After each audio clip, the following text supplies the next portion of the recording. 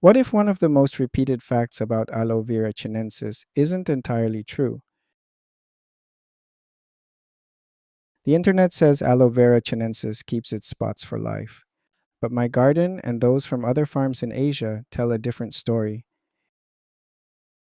If you've ever searched for information about Aloe vera chinensis online, you've probably read that it is the spotted aloe vera and that it keeps its spots throughout its life. The problem is that this is one of the biggest myths about Aloe vera chinensis online. For years, I have seen articles, websites, blogs, and even plant guides repeat the same information. Many claim that Aloe vera chinensis can be identified by the white spots on its leaves, implying that mature plants remain spotted. But after growing Aloe vera chinensis for years, I can confidently say that this is not what I have observed. Take a look at young Aloe vera chinensis plants. Their leaves are often fan shaped, and the white spots are very noticeable. The fan shape gradually transforms into a rosette, and the leaves become larger and thicker.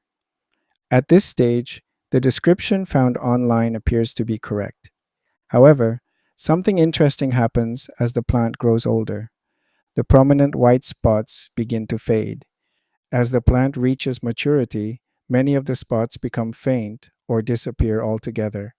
In fact, if you visit Aloe vera chinensis farms in Asia, you will often see large fields of mature plants with no spots visible on the leaves. If the spots truly remained throughout the plant's life, then mature commercial farms should be filled with heavily spotted plants. But that is simply not what we see. So, why does this myth continue to spread? One possible reason is that many writers are describing young plants rather than mature ones. Another reason this misunderstanding continues is that many people observe Aloe vera chinensis growing at home, often in shaded or partially shaded conditions.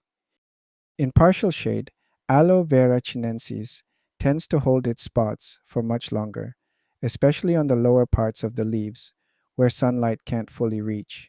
Even when the plant is already maturing, those shaded areas are often the last to turn fully green. So if someone is only growing it in pots under shade, they may never see the full transition clearly. Another factor is how the plants are managed.